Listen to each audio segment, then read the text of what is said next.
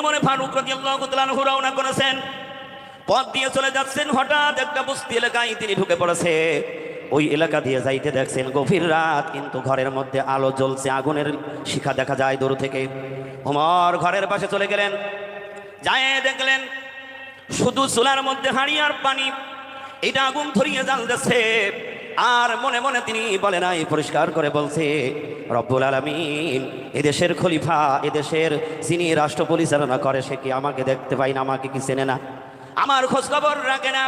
কারণ আজকে গত 3 দিন হয়ে গেল আমার বাড়ি কোনো খাবার নেই, কারণ তার স্বামী জিহাদের ময়দানে শাহাদাত বরণ করেছে। সুবহানাল্লাহ। বারবার বলতেছে, সে কি শহীদের সন্তানগুলি যদি মারা যায়, তার ওই সন্তানগুলি যদি মারা যায়, কিয়ামতের দিন খলিফার বিরুদ্ধে আমি বিচার করব। ঠিক ওই মুহূর্তে আমিরুল মুমিনিন ওমর ফারুক রাদিয়াল্লাহু তাআলা আনহু হাজির হয়ে গেলেন। ওমর ফারুক রাদিয়াল্লাহু তাআলা আনহু তার বাড়ি ঢুকলেন, বলছে, মা তুমি কি করছো এখানে? বিধবা মহিলা বলে, বাবা তুমি কেন ঢুকেছো? তুমি কি পথ হারিয়ে গেছো? তুমি কি রাস্তা চেনো না? কি কারণে তুমি এই বাড়ির মধ্যে ঢুকেছো? বললো, না, আমি কালাম পাকের মধ্যে পীর বলে কিছু নেই, কেন পীরের কাছে যাইতে হবে? কিন্তু আল্লাহ রব্বুল আলামিন কালাম পাক নাজিল করেছেন আরবি ভাষায়, আর পীর হলো ফার্সি ভাষা। আল্লাহু আকবার বলেন। কারণ আরবির মধ্যে ফার্সি আল্লাহ তাআলা মিশাবে নাকি? মিশাবে না। কালাম পাক নাজিল করেছেন আরবি ভাষায়, আর পীর শব্দ হলো ফার্সি ভাষা। আল্লাহ তাআলা পীরকে কালাম পাকের দলিল দিয়ে ডেকেছেন, ওয়াকুনু মা'আস সাদিকিন। এই সাদিকিন হইল কামেল করি আল্লাহ, তারা হইল পীর। আল্লাহ তাআলা তাদের কাছে যাওয়ার কথা কেন বলেছে? আল্লাহ রাব্বুল আলামিনের পয়গম্বর শুনিয়ে গেলেন, সাহাবায়ে কেরাম শোনালেন। আল্লাহর নবী বলেন, যারা তারা হাবিবের অনুসরণ অনুকরণ করেছিল, হাবিবের ইত্তেবা করেছিল, তাদের আদর্শ চরিত্র ওই মানুষগুলি পরিবর্তন হয়ে কেমন ভালো মানুষে পরিণত হয়ে গেল। এই জন্য জালালউদ্দিন রুমি রহমাতুল্লাহ আলাইহি বলেন, সোহবতে সালে তুরা, সোহবতে সালে তুরা সালে কুনাত, সোহবতে তলে তুরা তলে কুনাত। সুবহানাল্লাহ বলবেন না? জালালউদ্দিন রুমি রহমাতুল্লাহ আলাইহি বলেন, যারা ভালো মানুষের সোহবতে যাবে, ওই মানুষটা ভালো মানুষ হবে। ওলি আল্লাহর সোহবতে যারা যাবে, তারা ওলি আল্লাহ হয়ে যাবে। আল্লাহ রাব্বুল আলামিন বলেন, এই জন্য তোমরা যাও, আমার সত্যবাদীর কাছে যাও, আমার সাদিকিনদের কাছে যাও, আমার নবী রাসূল পয়গম্বরদের কাছে যাও। যদি তোমরা যাইতে পারো, তোমরাও পৃথিবীর মধ্যে সত্য একটা মানুষে পরিণত হয়ে যাইবা। হাক্কানি দরুদ শরীফ পড়ুন। আল্লাহুম্মা সাল্লি ওয়া সাল্লিম ওয়া বারিক আলা আবদিকার রাসূলিল কারীম সাইয়্যিদিনা মাওলানা নবিয়িনা মুহাম্মাদিন ওয়া আলা আলিহি ওয়া আহলি বাইতিহি ওয়া আওলাদিহি ওয়া যুররিয়াতিহি ওয়া আজওয়াজিহি ওয়া আসহাবিহি ওয়া আউলিয়াইহি ওয়া উম্মতিহি আজমাইন। كما صليت وسلمت وباركت رحمت على سيدنا إبراهيم وعلى آل سيدنا إبراهيم إنك حميد مجيد। সত্যবাদীর কাছে গেলে কেমনে সত্যবাদী হয়? উমরের আদর্শের দিকে একটু নজর করো, তাকাও। উমর ছিল পৃথিবীর একটা সামান্য সাধারণ মানুষ ছিল, যেই মানুষের মধ্যে কোন ইলম ছিল না, বিদ্যা ছিল না, বুদ্ধি ছিল না, ভালো মন্দ বিচার করবার মতো যার মধ্যে ক্ষমতা ছিল না। কিন্তু সেই উমর যখন আখিরি জামানার পয়গম্বর বিশ্ব নবীর সোহবতে এসে গেলেন, নবীর আদর্শে আদর্শবান হয়ে গেলেন, আর ওই উমর বিশ্বের শ্রেষ্ঠ মানুষে পরিণত হয়ে গেল। আল্লাহ তাআলা ওই সকল সত্যবাদীদেরকে খিতাব দিলেন। আল্লাহ পাক বলেন, রাদিয়াল্লাহু তাআলা আনহু ওয়া রাদু আনহু। তাদের প্রতি রাসূল খুশি, স্বয়ং আল্লাহ রাব্বুল আলামিনও তাদের প্রতি খুশি। এই জন্য সত্যবাদীর সাথী হইতে পারলে মানুষ সত্যবাদী হবে, এতে কোনো সন্দেহ নেই। এই জন্য আমার আপনার কি করতে হবে? ওই সাদিকিনের কাছে যাইতে হবে। সুবহানাল্লাহ বলবেন না? ও আমার আব্বারা ভাইরা, কেমন মানুষ ছিল! আর সেই উমর নবীদের সংস্পর্শে আসার কারণে এমন আদর্শবান একটা মানুষ হয়ে গেল, জীবনের পরিবর্তন ঘটে গেল। আমিরুল মুমিনিন ওমর ফারুক রাদিয়াল্লাহু তাআলা আনহু যখন খলিফার দায়িত্ব পেলেন, খলিফার দায়িত্ব পাওয়ার পরে আমিরুল মুমিনিন ওমর ফারুক রাদিয়াল্লাহু তাআলা আনহু সারা রাত তিনি ঘুমাইতো না। তিনি হেঁটে হেঁটে তার সকল প্রজাদেরকে দেখাশোনা করতেন, কে কোথায় কোন অবস্থায় কিভাবে ঘুমিয়ে আছে, কে খাইছে কি খাই নাই, এইগুলি তিনি সারা রাত দেখতেন। সেই রাতের মধ্যে কোনো পশু পাখি কীট পতঙ্গ জেগে থাকতো না, কিন্তু উমরে ফারুক রাদিয়াল্লাহু তাআলা আনহু জেগে ঘুরতেন। আমার বলার উদ্দেশ্যটা এটা হলো, একটা ভালো মানুষের সাথে যদি কেউ বন্ধুত্ব করে সেই মানুষটা কেমনে ভালো মানুষ হয়। হঠাৎ গভীর রাতে আমিরুল মুমিনিন উমরে ফারুক রাদিয়াল্লাহু তাআলা আনহু রওনা করেছেন, পথ দিয়ে চলে যাচ্ছেন। হঠাৎ একটা বস্তি এলাকায় তিনি ঢুকে পড়েছে। ওই এলাকা দিয়ে যাইতে দেখছেন গভীর রাত, কিন্তু ঘরের মধ্যে আলো জ্বলছে, আগুনের শিখা দেখা যায় দূর থেকে। ওমর ঘরের পাশে চলে গেলেন, যায় দেখলেন শুধু চুলার মধ্যে হাঁড়ি আর পানি, এটা আগুন ধরিয়ে জ্বালতেছে। আর মনে মনে তিনি বলে নাই, পরিষ্কার করে বলছে, রব্বুল আলামিন, এদেশের খলিফা, এদেশের যিনি রাষ্ট্র পরিচালনা করে, সে কি আমাকে দেখতে পাই না, আমাকে কি চেনে না, আমার খোঁজ খবর রাখে না? কারণ আজকে গত 3 দিন হয়ে গেল আমার বাড়ি কোনো খাবার নেই, কারণ তার স্বামী জিহাদের ময়দানে শাহাদাত বরণ করেছে। সুবহানাল্লাহ। বারবার বলতেছে, সে কি শহীদের সন্তানগুলি যদি মারা যায়, তার ওই সন্তানগুলি যদি মারা যায়, কিয়ামতের দিন খলিফার বিরুদ্ধে আমি বিচার করব। ঠিক ওই মুহূর্তে আমিরুল মুমিনিন উমরে ফারুক রাদিয়াল্লাহু তাআলা আনহু হাজির হয়ে গেলেন। উমরে ফারুক রাদিয়াল্লাহু তাআলা আনহু তার বাড়ি ঢুকলেন, বলছে, মা তুমি কি করছো এখানে? বিধবা মহিলা বলে, বাবা তুমি কেন ঢুকেছো? তুমি কি পথ হারিয়ে গেছো? তুমি কি রাস্তা চেনো না? কি কারণে তুমি এই বাড়ির মধ্যে ঢুকেছো? বলল, না আমি পথ চিনি, সব চিনি, কিন্তু আপনার এই উদ্দেশ্য দেখে, এই দশা দেখে আমি আপনার বাড়ি ঢুকেছি। আপনার খবরটা কি? বলে, তোমার কাছে খবর বলে তো কোনো লাভ নাই। আল্লাহু আকবার বলেন। যারা আল্লাহর বন্ধু হয়, আল্লাহর মনোনীত বান্দা যারা হয়, তারা নিজের পরিচয়টা তারা দিতে চাই না, গোপন রাখে। আল্লাহু আকবার বলুন। কিন্তু সে তো উমরকে চেনে নাই। বলতেছে, মা তোমার কি অবস্থা তুমি বলো। বলে, আজকে 3 দিন আমার ঘরে কোনো খাবার নেই, কারণ আমার এই ছোট্ট বাচ্চাগুলি নিয়ে বড় কষ্টের মধ্যে আছি। এদেশের খলিফা আমিরুল মুমিনিন ওমর কেন আমার খোঁজ খবর নাই না? ওমর বলেন, মা সে তো খোঁজ যদি না নিতে পারে, কারণ সে তো রাষ্ট্র পরিচালনা করা অনেক দায়িত্ব তার, তুমিও কেন তার খবরটা দেওনি? মহিলা বলছে, বাবা রাতের মুসাফির তুমি শোনো, ও পথিক তুমি শোনো, তুমি তো জানো না যিনি রাষ্ট্রপতি হবে তার রাজ্যের প্রজারা তার কাছে খবর দেবে না, কিন্তু প্রত্যেকের দেখাশোনা খোঁজ খবর নেওয়ার তার দায়িত্ব আমার হাবিব আল্লাহর রসুল বয়ান করে শুনিয়ে গেছে। আমিরুল মুমিনিন ওমর ফারুক রাদিয়াল্লাহু তাআলা আনহু মনে মনে চিন্তা করলেন, এ তো সাধারণ মহিলা না, এ তো রসুলের হাদিসও জানে। সুবহানাল্লাহ বলেন। বলল, মা তাহলে তুমি একটু দাঁড়াও, দেখি আমি তোমার কোনো উপকার করতে পারি কিনা। তখন ওই মুহূর্তে রাস্তার প্রতীক মনে করেছে, রাতের কোনো একজন মুসাফির মনে করেছে, বলছে, শোনো আমি আজকে নিয়ত করে ফেলেছি, কারণ এদেশের খলিফা কোনো খবর নাই, কোনো খোঁজ রাখে নাই। কারণ শহীদের 3টা সন্তান, যদি একটা সন্তানের যদি ক্ষতি হয়ে যায়, যদি মারা যায়, কাল কিয়ামতের দিন আমি রাষ্ট্রপতি দেখব না, আমি খলিফা দেখব না, আমার আল্লাহর আদালতে তার গলায় গামছা দিয়ে আমি টানবো। কার কাছে বলছে? আমিরুল মুমিনিন ওমর ফারুক রাদিয়াল্লাহু তাআলা আনহুর চোখে পানি এসে গেল। মালিক, এত বড় দায়িত্ব তুমি আমার দিয়েছ, আর এই দায়িত্ব আমি পালন করতে পারি নাই। কিয়ামতের দিন যদি আমি আসামি হয়ে যাই, তাহলে তো বড় বিপদ হয়ে যাবে। সঙ্গে সঙ্গে মদিনার দিকে দৌড় দিলেন। সুবহানাল্লাহ বলবেন না? আল্লাহ পরিবর্তন করে, আর ওই পরিবর্তন মানুষগুলি কেমন হয়ে যায় একটু লক্ষ্য করে দেখি নাই। সেই আমিরুল মুমিনিন ওমর ফারুক রাদিয়াল্লাহু তাআলা আনহুর 37তম উত্তরসূরি পুরুষ হযরত মাওলানা সুফি মুফতাদান গাছী রাহমাতুল্লাহ আলাইহি গোটা পৃথিবীর মানব জাতির জন্য কি করেছে একটু গবেষণা করুন, চিন্তা করে দেখুন তিনি কি করেছেন। বিশ্বের মানুষদের তিনি সারা জীবন খেদমত করেছেন, সারা জীবনের জন্য কবর হাসর মিজান পর্যন্ত যা করে গিয়েছেন, প্রত্যেকটা মানুষের কল্যাণের জন্য, মুক্তির জন্য। সুবহানাল্লাহ বলবেন না? ওমর নিজে দৌড় দিলেন। তার ওই একান্ত তার যিনি কর্মী ছিলেন, তার যিনি খাদেম ছিলেন, তার নাম ছিল সালমা। সালমাকে ডাক দিলেন, ওর একটু উঠাই তুই রে, চাবি নিয়ে আয়, গোডাউনটা খুলে দে। তারা গোডাউনের চাবি দিয়ে খোল।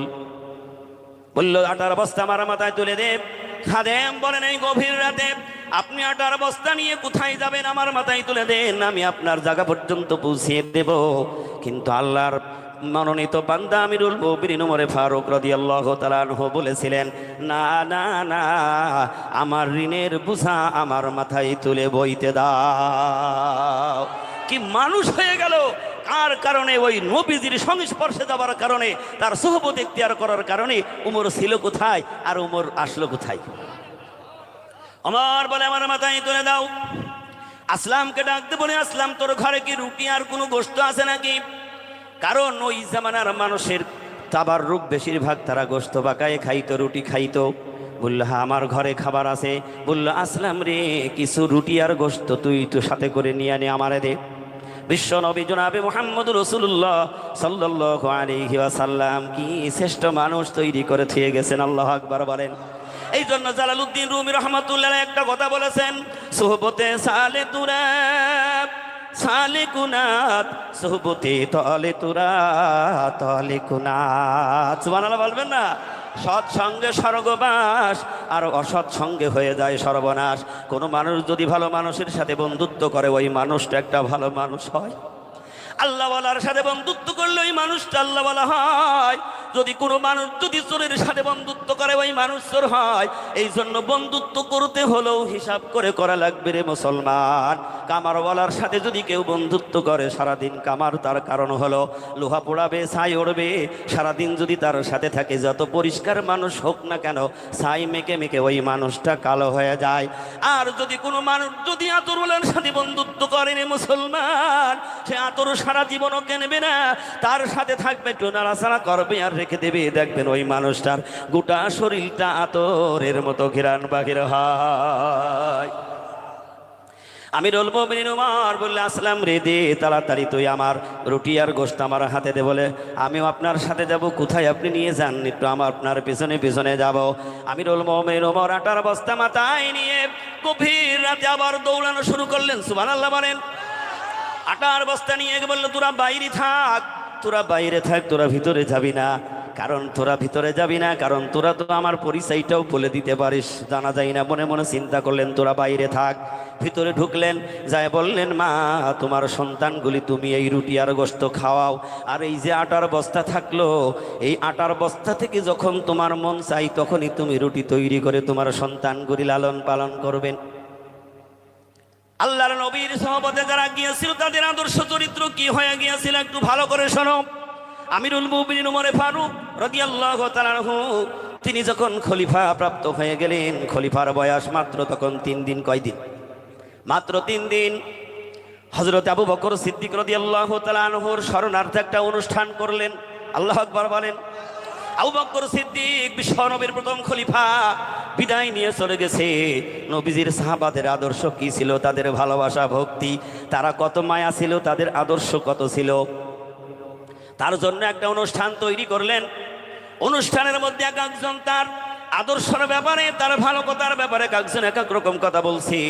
তার মধ্যে একজন বলছে আবু বকর সিদ্দিক রাদিয়াল্লাহু তাআলা আনহু এত ভালো মানুষ ছিল, কিন্তু আবু বকরকে দেখেছি এমন একটা রাস্তা দিয়ে যাইতে, যেই রাস্তায় দুনিয়ার কোনো সাধারণ মানুষ ঢুকতো না। ওই রাস্তা দিয়ে গেলে পচা দুর্গন্ধ বাহির হতো। কিন্তু কেন জানি না আবু বকর সিদ্দিক রাদিয়াল্লাহু তাআলা আনহু হালুয়া তৈরি করে, হালুয়া রান্না করে প্রতিদিন ওই দুর্গন্ধ রাস্তার মধ্যে যাইতো। আমিরুল মুমিনিন ওমর ফারুক রাদিয়াল্লাহু তাআলা আনহু চিন্তা করলেন, তিনি বিশ্ব নবীর প্রথম খলিফা, যদি ওই দুর্গন্ধ রাস্তার মধ্যে যদি হালুয়া রান্না করে যায়, তো সেই দায়িত্ব পেয়ে গেছি, তাহলে আমাকেও দেখতে হবে কেন আবু বকর সিদ্দিক রাদিয়াল্লাহু তাআলা আনহু ওই দুর্গন্ধ রাস্তা দিয়ে বস্তির গলির মধ্যে যাইতো।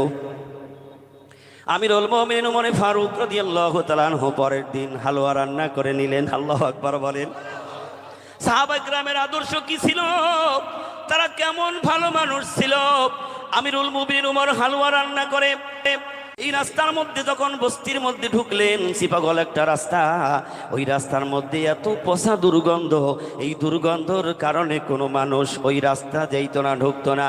মনে মনে চিন্তা করলেন দেখে আর একটু আগাই, আর একটু আগাই, আগাইতে আগাইতে যাই দেখছেন একজন কুষ্ঠওয়ালা বেদি সারা শরীর পচে গেছে। আল্লাহু আকবার বলেন।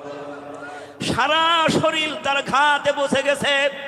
এই মানুষটা পড়ে থেকে শুধু কাতরাছে, আর ওই মানুষটা বলছে, আরে আমার যিনি আমার বাবা আমার খানা খাওয়াইতো, আমাকে কত আদর করে খানা খাওয়াইতো, কিন্তু আমার বাবা আজকে 3 দিন হয়ে গেল কেন আমার কাছে আর আসে না, খানা খাইতে আসে না।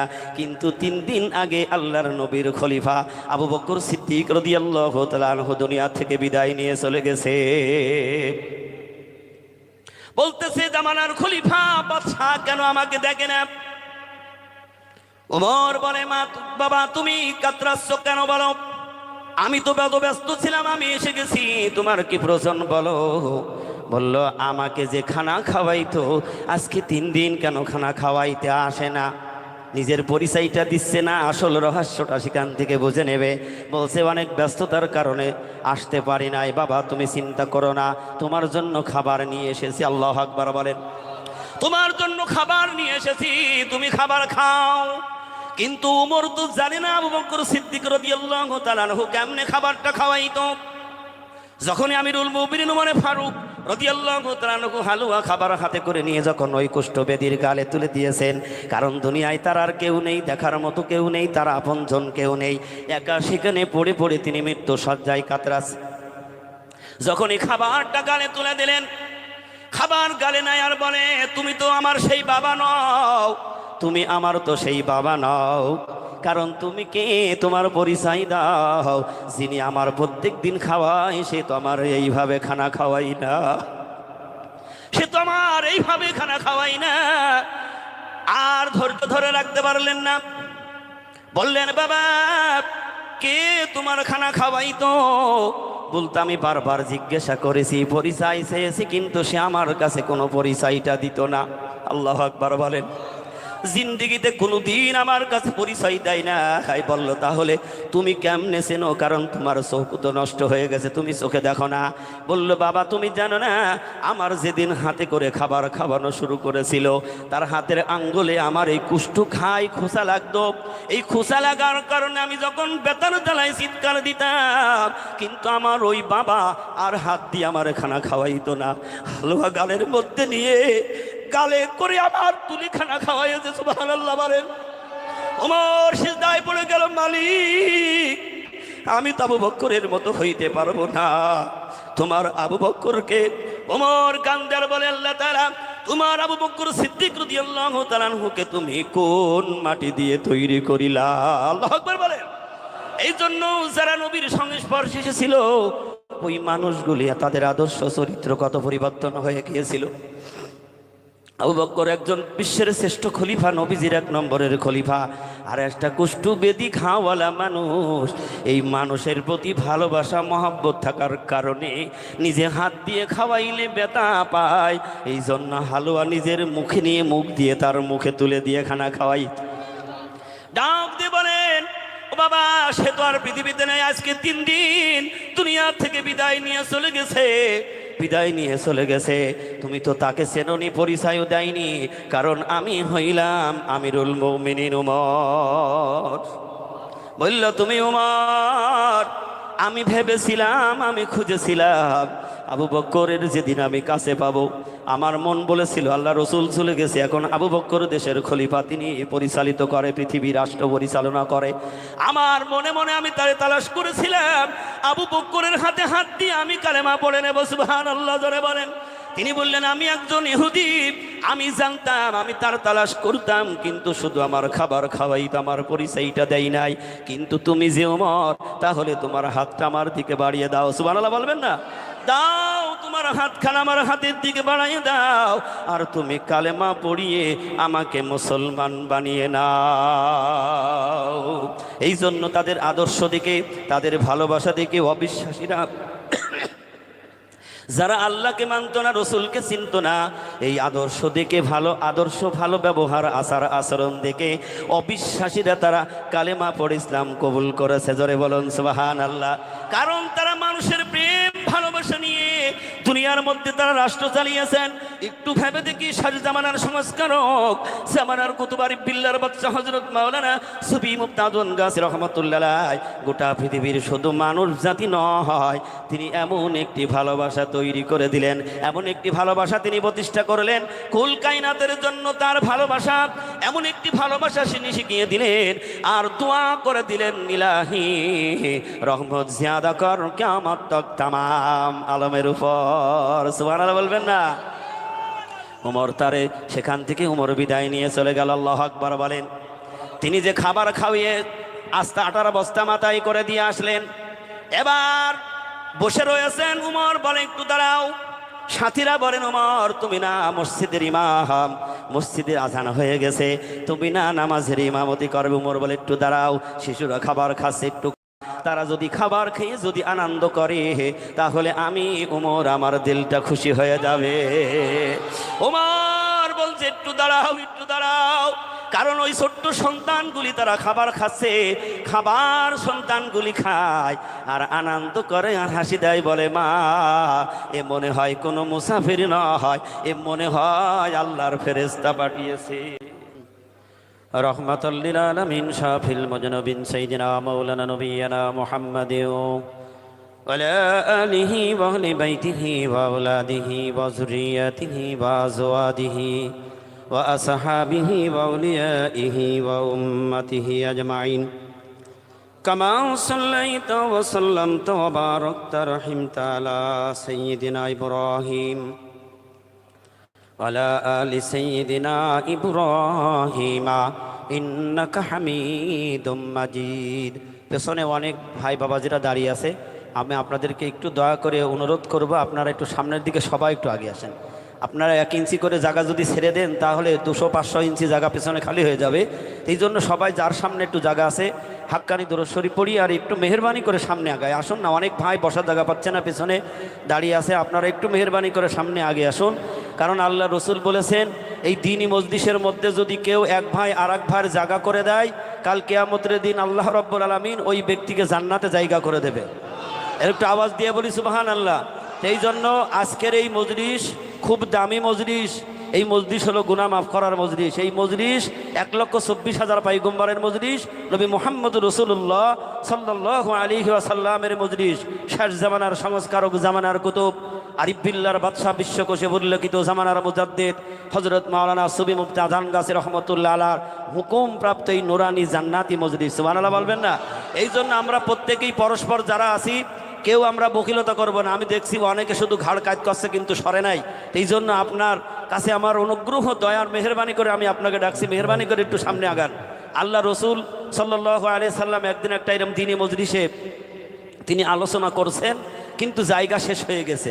সবার শেষে দুর্বল একজন সাহাবী, মনে করেন যে সে আসতে দুর্বল না হলে পেছ পড়েছে কেন, সবার শেষে এসে জায়গা না পেয়ে এক কোণে চুপচাপ দাঁড়িয়ে রসুলের বয়ান শুনছেন।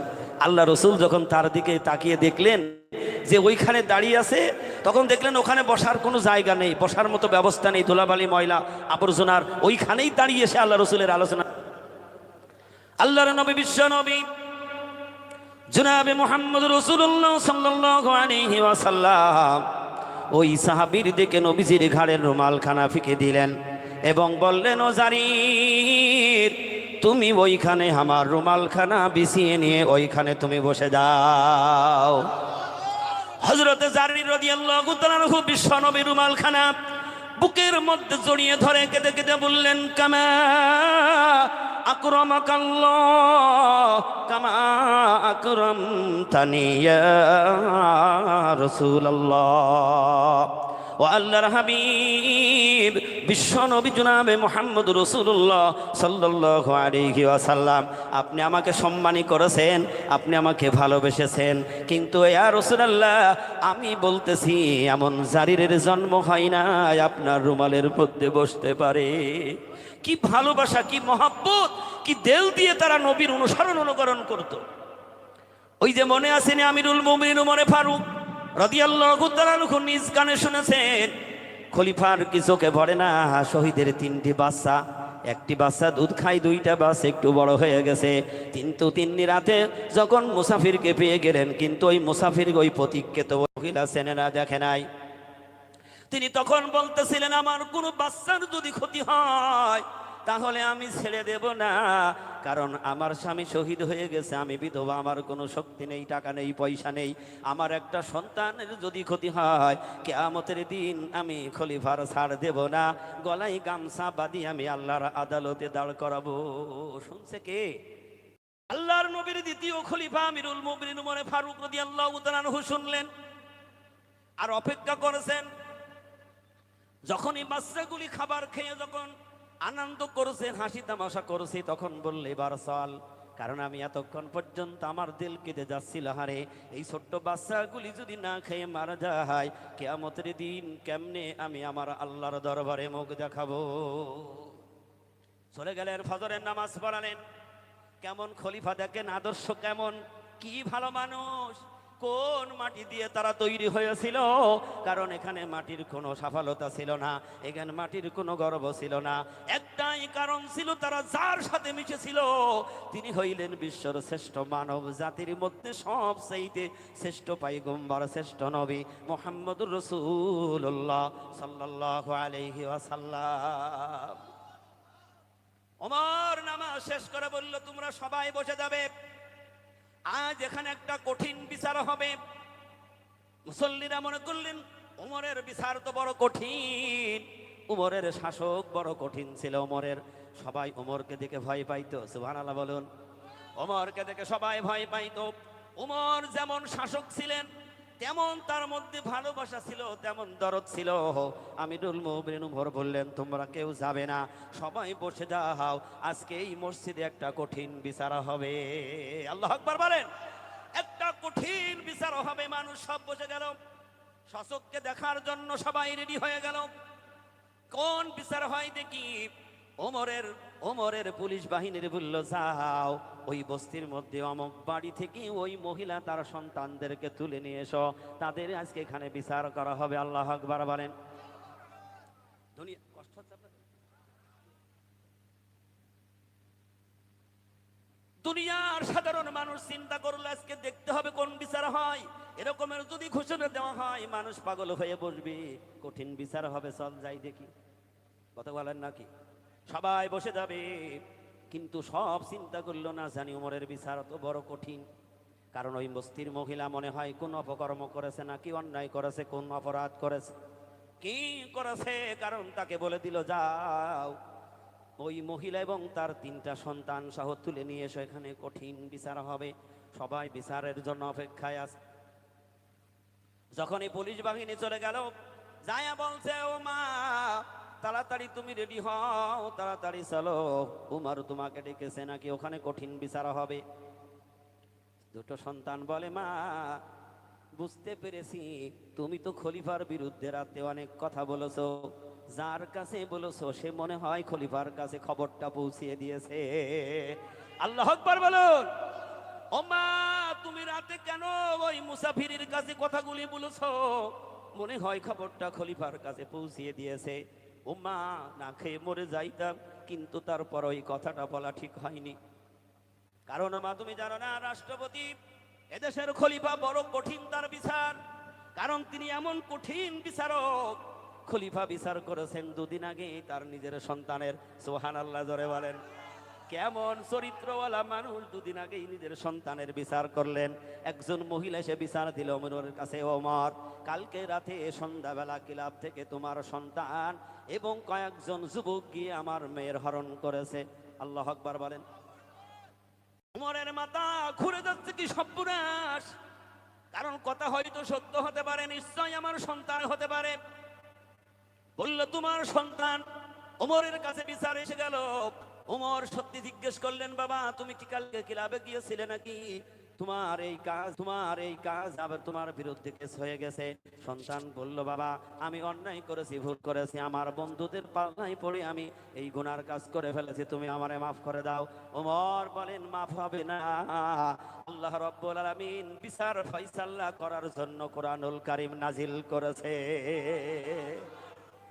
কেমন রাষ্ট্রপতি, কেমন খলিফা। বিচার কঠিন ছিল, কারণ বিচার হতো কোরআন দিয়ে। সুবহানাল্লাহ বলেন। সন্তানকে ডাকলেন, হুকুম হলো কোন যুবক যদি জিনার কাজ করে তার 100 দুররা মারো, যুবতীকে 100 দুররা মারো। কিন্তু উমর বললেন আমার সন্তান যেহেতু জোরপূর্বক কাজ করেছে, মহিলার বিচার হবে না, বিচার হবে আমার ছেলে সন্তানের। খুব সংক্ষেপে বলি দাও, কারণ অনেক মৌলানা সাহেব বসে আছে আমার পেছনে, সময় বেশি পাবো না। ওমর বলল বিচার হবে, জল্লাদকে ডাক দিলেন, কাজী সাহেবকে ডাকতে বললো তুমি সবকিছু রেডি করো, আমার সন্তানের 100টা বেতের আঘাত মারতে হবে। চামড়ার বেত এনে দিয়ে দিলেন। 100 বেতের আগায় 80টা বেত মারার পরে উমরের সন্তান দুনিয়া থেকে বিদায় নিয়ে চলে গেছে। যখন বিচার করেছে আমিরুল মুমিনিন উমরের স্ত্রী ডাকতে পারেন, তুমি এদেশের বিচারক, তুমি খলিফা, কিন্তু তুমি কি মাফ করে দিতে পারো না?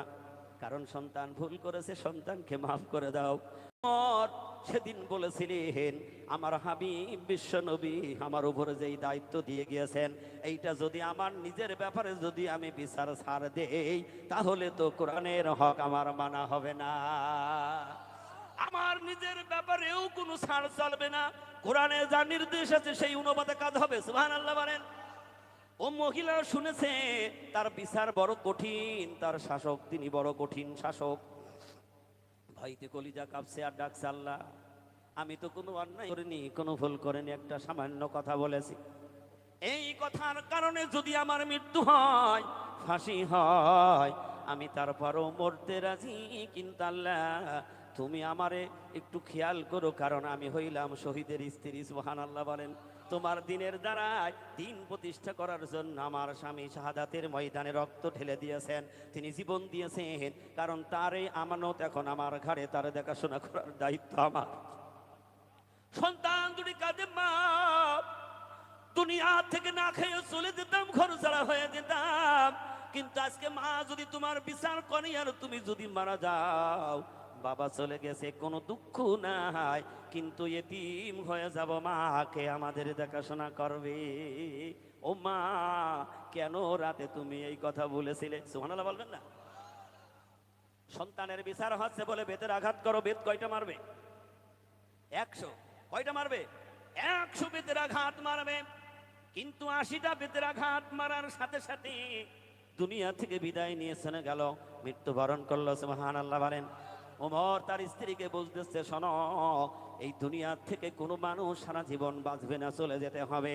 এই গুনার বোঝা মাথায় নিয়ে যদি আমার সন্তান চলে যায়, কিয়ামতের দিন আমি উমর কেমনে আমার আল্লাহর দরবারে মুখ দেখাবো? সেদিন আমার আল্লাহ জিজ্ঞেস করবে, উমর তোরে এত বড় দায়িত্ব দিয়েছিলাম, তোরে না আমি অর্ধজাহানের খলিফা বানিয়েছিলাম। সুবহানাল্লাহ বলেন। অর্ধজাহান তুই শাসক ছিলি, তোর কথাই চলেছে, নিজের ছেলের বিচার করো নাই, সেদিন কিয়ামতের দিন আল্লাহ ছাড় দেবে না। কারণ আল্লাহ কালাম পাকের মধ্যে বলেছেন, ইয়া আইয়ুহাল্লাযীনা আমানু কু আনফুসাকুম ওয়া আহলিকুম নারা। সুবহানাল্লাহ বলেন। আল্লাহ বলছেন, ইমানদারেরা তুমি জাহান্নামের আগুন থেকে বাঁচো এবং তোমার আহাল পরিবার বর্গকে জাহান্নামের আগুন থেকে বাঁচাবার চেষ্টা করো। কি শাসক উমর ছিলেন! দাফন হয়ে গেল, কবর সমাপ্ত হয়ে গেছে। আমিরুল মুমিনিন উমর বলেন, বেতটা আমার হাতে দাও। সুবহানাল্লাহ বলেন। দাও, বেতটা আমার হাতে দাও, কারণ 100 দুররা মারতে হবে। আল্লাহ বলেছেন এই 100 দুররা যারে মেরে দেবে তার গুনাহ মাফ হয়ে যাবে, সে জান্নাতে হয়ে যাবে। বলল, কাজী সাহেব তুমি 80টা মেরেছো, 20টা বাকি আছে।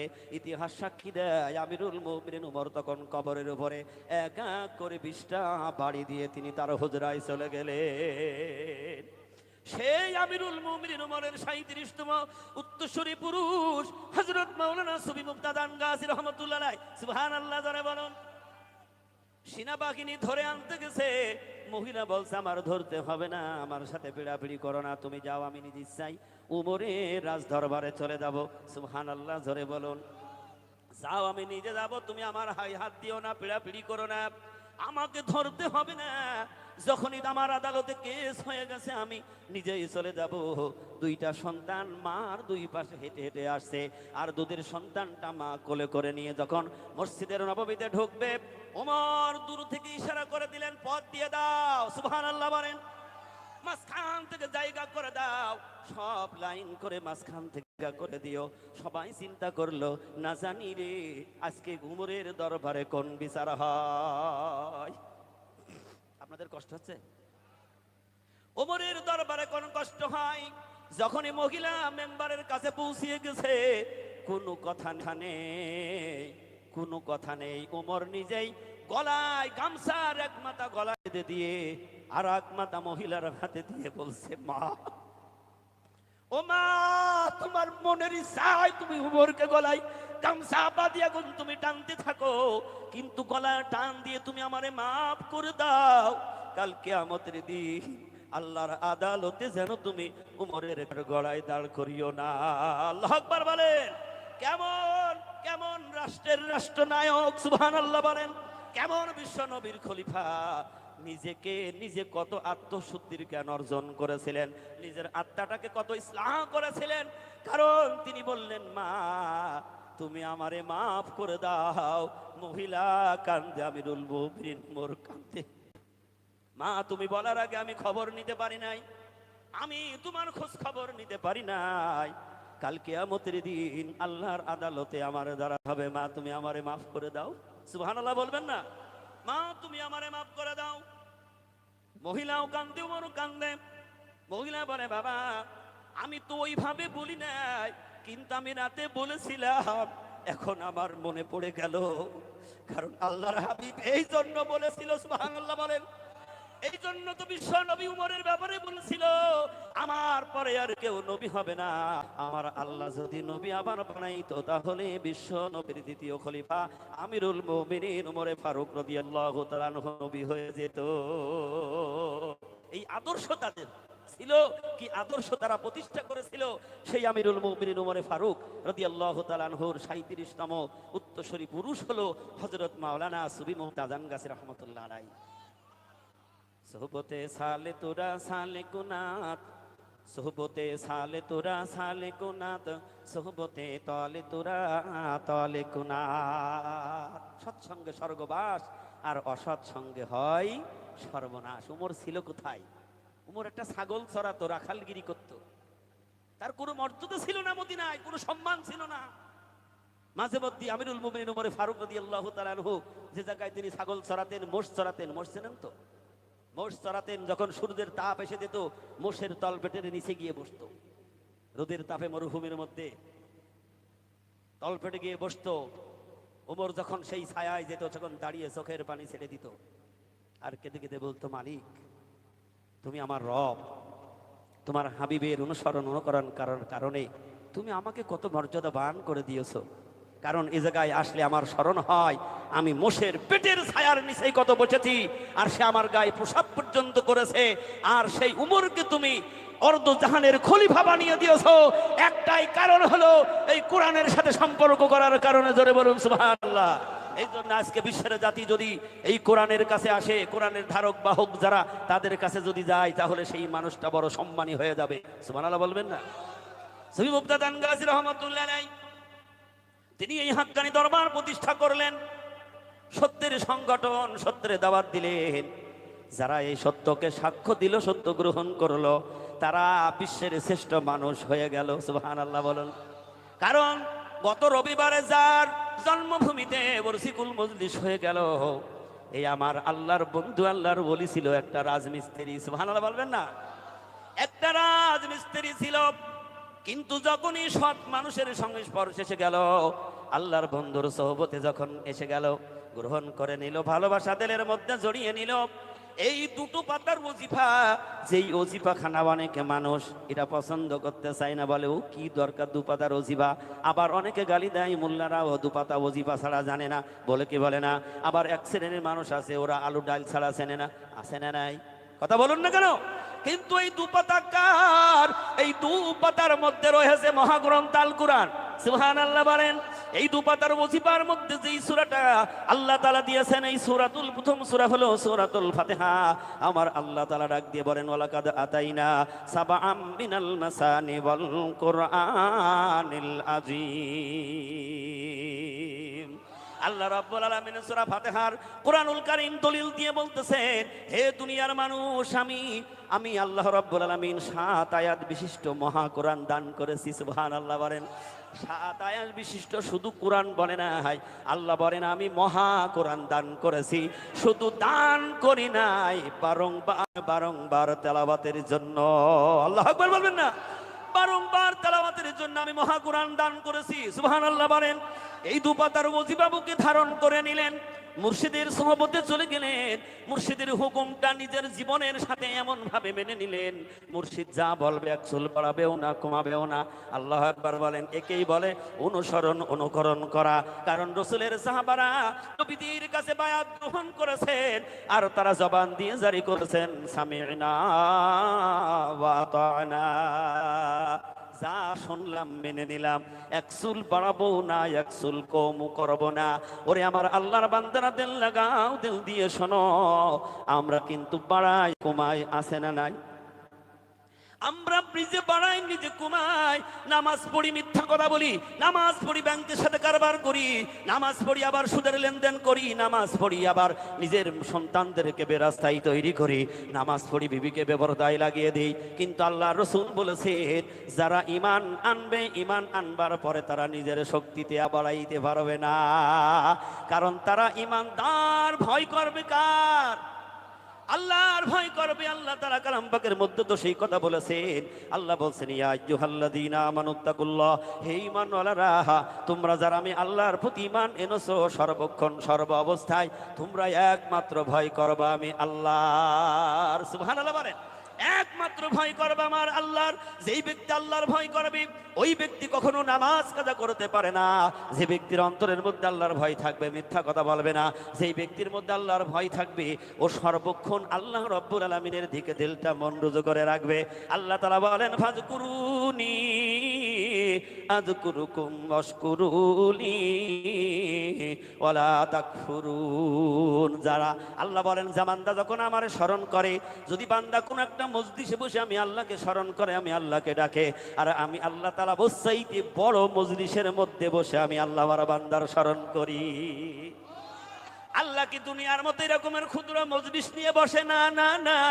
আল্লাহর হাবিব বিশ্ব নবী জনাবে মুহাম্মদ রাসূলুল্লাহ সাল্লাল্লাহু আলাইহি ওয়াসাল্লাম জানালেন, আমার আল্লাহ রাব্বুল আলামিন দুনিয়ার সামান্য এরকমের মজলিস নিয়ে বসে না।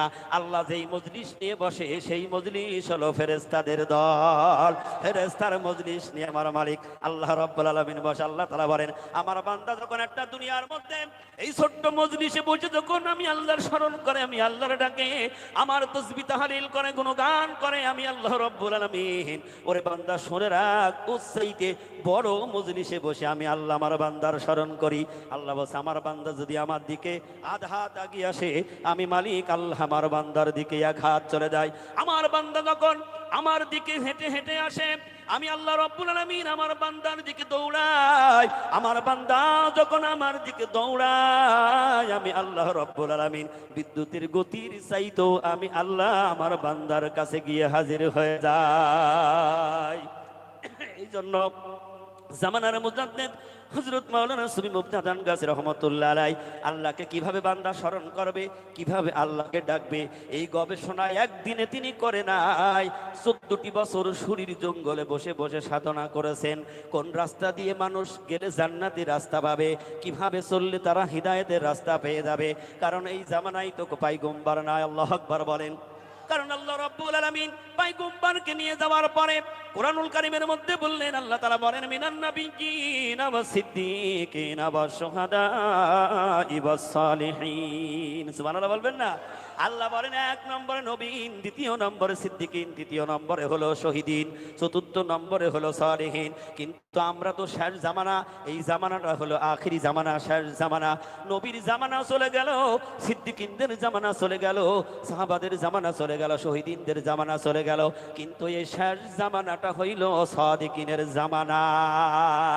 আল্লাহর বন্ধু কামেল ওলি আল্লাহর জামানা আল্লাহ রসুল বলে গিয়েছেন। আর আবু হুরাইরা রাদিয়াল্লাহু তাআলা আনহু হাদিসটা বর্ণনা করেছেন। আবু হুরাইরা বলেন, শেষ জামানার নবীর উম্মতের যারা নবী পাবে না, তারা যদি নাইবি নবী ওরাসাতুল আম্বিয়াকে পেয়ে যায়, তারা যেন মনে করে বিশ্ব নবী মুহাম্মদুর রাসূলুল্লাহকে পেয়ে গেলাম। আবু হুরাইরা বলেন, শেষ জামানার উম্মতেরা তারা যদি, যেদিন নবী থাকবে না, সিদ্দিকিন থাকবে না, শহীদিনরা থাকবে না, সেদিন থাকবে শুধু কামেল ওলি আল্লাহ সাদিকিনরা থাকবে। ওই জামানার মানুষ যদি তাদের জবান থেকে কালেমা তালাওয়াত শুনে নেয়, তারা যেন মনে করে আখিরি জামানার পয়গম্বর বিশ্ব নবী জনাবে মুহাম্মদুর রাসূলুল্লাহ সাল্লাল্লাহু আলাইহি ওয়াসাল্লামের জবান থেকে কালেমা শুনলাম। কারণ নবী রাসূল যেইভাবে দিনের দাওয়াত দিয়েছেন, আল্লাহর বন্ধু যারা হবে, কামেল হলি আল্লাহ যারা হবে, তারা নিজস্ব মত খাটাবে না, তারা একমাত্র আল্লাহর রসুলের বিধানের উপরে কায়েম থাকবে। সুবহানাল্লাহ বলবেন না? আল্লাহ তাআলা বলেন, তোমরা যদি সত্যবাদীকে চিনতে চাও, কামেল হলি আল্লাহকে যদি চিনতে চাও, তাহলে চোখ বুলাও কোরআনের পাতায়। সুবহানাল্লাহ বলবেন না? কার কাছে তার প্রমাণ নেবে? কোরআন হলো তার প্রমাণ। আল্লাহ তাআলা সূরা ইয়াসিনের 21 নম্বর আয়াত আল্লাহ পাক বলেন, ইত্তাবিউ আল্লাহ ইয়াসআলুকুম আজরাও ওয়া হুম মুহতাদুন। আমার বন্ধু তো তারা, হিদায়াত ওয়ালা তারা, যারা দ্বীনের দাওয়াত দেবে, দ্বীন প্রচার করবে, কোনো মানুষের কাছে তারা হাত পাতবে না, তারা সাহায্য নেবে না, টাকা পয়সা এমনকি খেদমত কারোর কাছে চাইবে না। সুবহানাল্লাহ বলবেন না? ও দুনিয়ার মানুষেরা শোনো, শেষ জামানার সংস্কার, জামানার কুতুব আরিফ বিল্লাহর বাদশা হযরত মাওলানা সুবি মুক্তাদান গাছী রাহমাতুল্লাহ আলাইহি 1876 খ্রিস্টাব্দে ওই যে মানিকতলায় ফকিরি হুজরা মুবারক কায়েম করেছে, ওখান থেকে দ্বীনের দাওয়াত বর্তমান জামানায় আমার শাবল সিংহপুরী রহমাতুল্লাহ আলাইহি তিনি 26টা ভাষায় এই দাওয়াতটা তিনি প্রচার করে গেলেন। সারা বিশ্বের মানুষ বর্তমান হাক্কানি আঞ্জুমানের ওজিফাধারী হয়ে গেছে। সুবহানাল্লাহ বলেন। আরও একটা ভালো নিয়ামত আমাদেরকে দিয়ে দিলেন, এই ইউটিউবের মাধ্যমে, ফেসবুকের মাধ্যমে, লাইভের মাধ্যমে প্রচারটা এমনভাবে প্রচার তিনি করে দিলেন যে বিশ্বের সমস্ত নারী পুরুষ যে যেখানে থাকবে, ওখান থেকেই এই যে নিয়ামত, ফজিলত, মজলিসের বরকত হাসিল করার জন্য মজলিসে বসতে পারে। কারণ আল্লাহর বন্ধুরা তারা বিবেচনা করে, গবেষণা করে, চিন্তা করে, ফিকির করে। কারণ আল্লাহ তাআলা তো ওই চিন্তা ফিকির করনে বলা দান করেছেন, হিকমত দান করেছেন, বুদ্ধি দান করেছেন। সেই কথা আল্লাহ কালাম পাকের মধ্যে রাসূলের উপরে ওহী নাজিল করে শোনালেন। ও আমার হাবিব বিশ্বনবী জনাবে মুহাম্মদ রাসূলুল্লাহ সাল্লাল্লাহু আলাইহি ওয়াসাল্লাম, তোমার এই ওহীর কিতাব নিয়ে ব্যতিব্যস্ত হওয়া লাগবে না। দিন মানছে না, এর জন্য তোমার মন খারাপের প্রয়োজন হবে না, তোমার কষ্টবোধ হবে না। ইয়া রাসূলুল্লাহ, আমি তোমার উপরে ওহী নাজিল করে দিয়েছি, তোমার কাজ হলো শুধু দাওয়াতটা পৌঁছিয়ে দেবে। কে মানবে আর কে মানবে না, গোটা দায়িত্ব জিম্মাদারি হইল আমি আল্লাহর। সুফি মুক্তাদান গাছী রাহমাতুল্লাহ আলাইহি গোটা পৃথিবীর মানব জাতির কাছে সেই একই ইসলাম, একই কালেমা, কোরআনের দাওয়াত দিয়ে যাচ্ছে। বিশ্বের মানুষ এক আল্লাহর গোলামি করো। আমার শাবল সিংহপুরী রহমতুল্লাহ আলাইহি বয়ানের মধ্যে বলতেন, এক আল্লাহর গোলামি করো, এক আল্লাহর দাসত্ব করো, এক আল্লাহর ধ্যান করো, জপ করো, পূজা করো রে জাতি। এক আল্লাহ ছাড়া পৃথিবীর মধ্যে দ্বিতীয় আর কেউ নাই। তুমি যেভাবেই ডাকো না কেন, এক আল্লাহর কাছে তোমার যাওয়া লাগবে। আল্লাহু আকবার বলেন। কারণ আল্লাহ হলো এক, আল্লাহর কোনো শরীক নেই। ও পৃথিবীর মানুষ, যদি তুমি এইভাবে ডাক দাও, কেউ যদি বলে আল্লাহকে যদি ডাক দেয় ইংলিশে গড বলে, তাহলে গডের কিন্তু আর একটা গডের গড ইজ হাই। কেউ যদি ঈশ্বর বলে ডাকে, তাহলে ঈশ্বরের ঈশ্বরই হয়, কিন্তু সেও বলছে ঈশ্বর হলো একজন। যিনি গড বলছেন সেও বলছেন গড হলো একজন, কিন্তু ভাষার মধ্যে কিন্তু আল্লাহর সাথে শরীক হয়ে যায়। আমার হাবিব বিশ্ব নবী বলেন, আল্লাহর নামের কোনো দ্বিবচন হয় না, আল্লাহ শব্দের কোনো সেন্টেন্সের দ্বিবচন হয় না। আমার আল্লাহ এক। আল্লাহ তার প্রমাণ করে দিয়ে কোরআনের মধ্যে ওহী নাজিল করে শুনিয়ে দিলেন, কুল হুয়াল্লাহু আহাদ আল্লাহুস সামাদ লাম ইয়ালিদ ওয়া লাম ইউলাদ ওয়া লাম ইয়াকুল লাহু কুফুয়ান আহাদ। সুবহানাল্লাহ, জোরে বলেন। আমার মুর্শিদ শিখিয়ে দিলেন, আল্লাহর হাবিব বলেন, সূরা ইখলাস যদি কেউ একবার তেলাওয়াত করে 10 পারা কোরআনের পাকের নেকি হয়। শুধু কোরআনের পাকের নেকি হয় না, আল্লাহর হাবিব বিশ্ব নবীর কাছে একটা নালিশ এসে গেল। সুবহানাল্লাহ বলবেন না? এই সূরার মধ্যে কত মুজিজা, কত বরকত, হিকমত রয়ে গেছে। এক কওমের মানুষ মুসল্লিরা সব নবীজির কাছে এসে নালিশ করলো, ইয়া রাসূলুল্লাহ, হাবিবাল্লাহ, এমন একজন ইমাম নিযুক্ত করে দিয়েছে। এই ইমাম সর্বক্ষণ সূরা ইখলাস তেলাওয়াত করে, প্রত্যেক দিন নামাজে সূরা ইখলাস পড়ে। তার কারণটা কি? সুবহানাল্লাহ বলবেন না? সূরা ইখলাস কেন পড়ে? কারণ ঈশার নামাজে বড় সূরা পড়ুক, তারপরে সূরা ইখলাস পড়ুক। কিন্তু না, সূরা ইখলাস মাস্ট প্রত্যেক নামাজের মধ্যে। ফজরও সূরা ইখলাস একবার পড়বে, মাগরিবও সূরা ইখলাস পড়বে, ঈশায়ও সূরা ইখলাস পড়বে। মুসল্লি চিন্তা করলো, এই ইমাম কেমন ইমাম, এই ছোট্ট সূরা ছাড়া আর সূরা জানে না। আল্লাহর কাছে আগেই তো ওহী নাজিল হয়েছে নবীজির কাছে। কারণ সূরা ইখলাসের ব্যাপারে জিবরিল এসে বলেন, ইয়া রাসূলুল্লাহ, হাবিবাল্লাহ, আল্লাহর কাছে সবচেয়ে শ্রেষ্ঠ মর্যাদার মানুষ হইল সূরা ইখলাসের তেলাওয়াতকারী মানুষ। সুবহানাল্লাহ বলবেন না? কারণ আল্লাহর একাত্মবাদের ঘোষণা কোন সূরার মধ্যে আল্লাহ এইভাবে বলে নাই। সূরা ইখলাসের মধ্যে আল্লাহর একাত্মবাদের ঘোষণা রয়ে গেছে। জামানার মুজাদ্দিদ হযরত মাওলানা সুফি মুক্তাদান গাছী রহমাতুল্লাহ আলাইহি 14টি বছর চিন্তা করে করে গবেষণা করে দেখলেন, জাতি যদি আল্লাহর একাত্মবাদের ঘোষণা দেয়, সূরা ইখলাসের মাধ্যম দিয়ে দেবে। আল্লাহু আকবার বলেন। তিনি গবেষণা করে করে চিন্তা ফিকির করে করে সূরা ইখলাস ওজিফার মধ্যে কেন দিলেন? বান্দা প্রত্যেকদিন বারবার আল্লাহর একাত্মবাদের ঘোষণা করবে, আর আল্লাহ খুশি হয়ে যাবে। ওই বান্দার সাথে আল্লাহর সম্পর্ক গড়ে যাবে। আর ওই বান্দা যদি একইভাবে যদি ওই সম্পর্কটা গড়ে নেয়, আমার আল্লাহ বলে গেলেন, আমার আল্লাহ বলেন, আমার বন্ধুদের যদি তারা হাতে হাত দিয়ে যদি একাত্মবাদ স্বীকার করে নেয়, আমি আল্লাহ রব্বুল আলামিন আমার ওই বন্ধুর মতো বন্ধু তারে বানিয়ে দেব। সুফি আজান গাছী রহমাতুল্লাহ আলাইহি তিনি বিদায় নিয়ে গেলেন। যিনি রাজমিস্ত্রির কাজ করতেন, আমরা তো রাজমিস্ত্রি মনে করে একটা ছোট কাজ, কিন্তু না, যিনি নিজ হাতে কর্ম করে খায়, আল্লাহর হাবিব বিশ্ব নবী জনাবে মুহাম্মদ রাসূলুল্লাহ সাল্লাল্লাহু আলাইহি ওয়াসাল্লাম তিনি ঘোষণা দিলেন, আল কাসিবু হাবিবুল্লাহ। আল্লাহর রাসূল শুনিয়ে দিলেন, যারা নিজ হাতে কর্ম করে খায় তারা হলো আল্লাহর বন্ধু। বন্ধু খোঁজো কোথায়? আল্লাহর বন্ধু যারা নিজ হাতে কর্ম করে খায়। তুমি বসে থাকবে নবাব বসিরুল্লাহর মতো করে থাকবে, টাকা লাগাবে, ব্যাংকে থবে, বসে বসে লাভাংশ তুলবে আর খাবে। তুমি যতই নামাজি হও আর যতই পরিষ্কারী হও না কেন, টাকা আছে, সুদের টাকা, ব্যাংকে বেড়ে গেছে, কিছু টাকা নিয়ে চলে যাচ্ছে মদিনায় হজ করতে। আর মানুষ আছে না নাই? আচ্ছা বলুন, আছে না নাই? আল্লাহ ডাক দেবেন, বলে, বান্দা, তুই যে আমার কাবায় এসে মুখ ধুয়ে ওযু করে কাবার পাশে দাঁড়িয়ে আমার আল্লাহরে ডাক দিস, কারণ তুই কি জানিস না আমি আল্লাহ হইলাম পাক? সুবহানাল্লাহ বলেন। আমি আল্লাহ পবিত্র, আমি আল্লাহ পাক। ওই নাপাক জবান দিয়ে ডাকলে আমি আল্লাহ তোর কথা গ্রহণ করি না। তুই যতই বলিস লাব্বাইক লা শারীকা লাহু আল্লাহুম্মা লাব্বাইক, তুই যতই বলিস আমি আল্লাহ তোর ডাক শুনি না। এই জন্য জামানার মুজাদ্দিদ হযরত মাওলানা সুফি মুক্তাদান গাছী রহমাতুল্লাহ আলাইহি চিন্তা করে গবেষণা করে দেখলেন, এই মানুষদের আল্লাহর একাত্মবাদের স্বীকার করবে, আল্লাহর প্রতি যারা গোলামি করবে, আল্লাহ তাআলা জানে ওই তার ওই কথাটা শুনবার মতো রাস্তা তৈরি করার জন্য তিনি কি করে দিলেন, ও দুনিয়ার মানুষ, নামাজ আদায় করো, কোরআন তেলাওয়াত করো, আর তোমরা সুদমুক্ত জীবন তৈরি করো। খবরদার যেন কোনো প্রকার হারামের সংস্পর্শে যাবা না। মানব জাতির ভালোবাসা কারে বলে?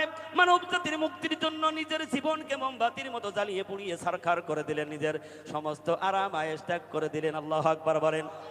এমন কিন্তু মৌজিজ জিনিস আমার মুর্শিদ আমাদেরকে দিয়েছেন, সবগুলি তো বলতে পারবো না, কারণ আমি আগেই বলেছি আমার মধ্যে কোনো কিছু নেই, একটা খালি ভার। চেনেন তো খালি ভার? কিছু না থাকলে তারা খালি বলে, কারণ মুর্শিদের হুকুম পালনার্থে আমার ভাইজান বলেছেন, তাই দাঁড়িয়েছে। আল্লাহু আকবার বলেন। আমরা কিছু জানি না, আমার মুর্শিদ আর একটা জিনিস দিয়েছেন, ইস্তেগফার দিয়েছেন ওজিফার মধ্যে। সুবহানাল্লাহ বলেন। এই ইস্তেগফার আমরা শুধু মনে করি যে বোধহয় তওবা করে শুধু গুনাহ মাফ হয়, কিন্তু গুনাহ মাফ শুধু হয় না। ইস্তেগফারিকারী বান্দা যখনই আল্লাহর দরবারে হাত তুলে দোয়া করবে, আল্লাহ সাথে সাথে কবুল করে নেবে। সুবহানাল্লাহ জোরে বলেন। ইমামে একটা ঘটনা মনে পড়ে গেল, ইমামে হাম্বল রহমাতুল্লাহ আলাইহি তিনি তো হাদিস সংগ্রহ করে বেড়াতেন। তিনি হাদিস সংগ্রহ করতেন, হাদিসের জন্য বাহির হয়ে গেছে। একটা ভালো কথা কোথায় জানবে, কোথায় শিখবে, সেগুলি নোট করবে। সুবহানাল্লাহ জোরে বলুন। যাইতে যাইতে একটা মসজিদে তিনি উপস্থিত গেছেন, মাগরিবের নামাজ পড়লেন, আবার ঈশার নামাজ পড়লেন। নামাজ পড়ে তিনি কোরআন তেলাওয়াত করেছে, বসে আছে। আবার পরের দিন সকাল সফরে বাহির হবে। পরের দিন সকালে সফরে বাহির হবে, কিন্তু মসজিদের সভাপতি এসে বলছে আপনার মসজিদের মধ্যে থাকা যাবে না, কারণ আমরা মসজিদ তালা লাগাই। আছে না নাই? কোন মসজিদ তো রাত্রে খোলা পড়ে থাকে না, কারণ এক শ্রেণীর মানুষ আছে তারা মসজিদেরও ঘড়ি চুরি করে। আছে না নাই? কথা বলুন না কেন? মসজিদের মাইক চুরি করে, মসজিদের মধ্য থেকে লাইট চুরি করে, আর মানুষও আছে না নাই? ওরে মানুষ, তুই দুনিয়ায় সামান্য খাবার খাওয়ার জন্য তোর হাতে মসজিদের ঘরে রেহাই পাই না, তুই কত খাবি খা, তুই কি মনে করিস না যে এই দুনিয়া ছেড়ে আমার একদিন কবরে যাইতে হবে? ইমাম হাম্বল রহমতুল্লাহ আলাইহি কনকনে শীতের রাত কোথায় যাবে চিন্তা করলেন। তিনি বলে ফেললেন বাবা, আমি তো এখানে সব সময় থাকবো না, আমি তো তোমাদের মসজিদের মুসল্লি, মাগরিব পড়েছি, ঈশা পড়েছি, আবার ফজর পড়বো, ফজরের মুসল্লি, তো আমি একটু থাকতে দেবে নাকি? বললো না, থাকার অনুমতি নেই, আপনি মসজিদের বাইরে যান। কিছু না বলে, কারণ সে তো পরিচয় দেবে না, কারণ ওলি আল্লাহ যারা হয়ে যায়, আল্লাহর বন্ধু যারা হয়, তারা নিজের পরিচয়টা দিতে চায় না, সব সময় নিজেকে ছোট মনে করে চলে। তাই শাবল সিংহপুরী রহমতুল্লাহ আলাইহির বয়ান আমি শুনেছি, বারবার সেই কথাটা মনে পড়ে, বুজুর্গি কি নেহি হামকো জরুরত, গুলাম আপনা বানা হামকো খুদায়া। কারণ আল্লাহর বন্ধুরা তারা ওই কথাটাই বারবার বলবে, আল্লাহ দুনিয়ার বাদশাহী তাই না, দুনিয়ার বড় সম্মানী হতে চাই না, দুনিয়ার বাহাদুরি, দুনিয়ার শান শওকত নিয়ে কেউ কবরে যাবে না, আল্লাহ দুনিয়ায় বড় সম্মানী হতে চাই না, রাজা বাদশাহ হতে চাই না, একমাত্র মওলা তোমার গোলাম হতে চাই। আল্লাহর গোলাম হইলে এর চাইতে বড় রাজা বাদশার কেউ নেই। সুবহানাল্লাহ বলেন।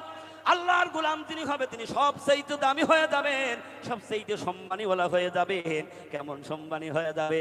আল্লাহ রসুল বিশ্ব নবী জনাবে মুহাম্মদ রাসূলুল্লাহ সাল্লাল্লাহু আলাইহি ওয়াসাল্লাম একদিন মজলিসের মধ্যে বলতেছেন, কিয়ামতের দিন, কঠিন বিচারের দিনে, হাসনের ময়দানে যেদিন মানুষ হয়রান হয়ে যাবে, পেরেশান হয়ে যাবে, মানুষ পাগল পারা হয়ে যাবে, মানুষ ছটফট করবে, কান্নাকাটি করবে, হাউমাউ করবে, আকাশের দিকে হাঁ করে তারা চেয়ে থাকবে, পানির পিপাসায় জিহ্বাটা নাভি পর্যন্ত চলে যাবে, মাটি পড়ে তামা যাবে।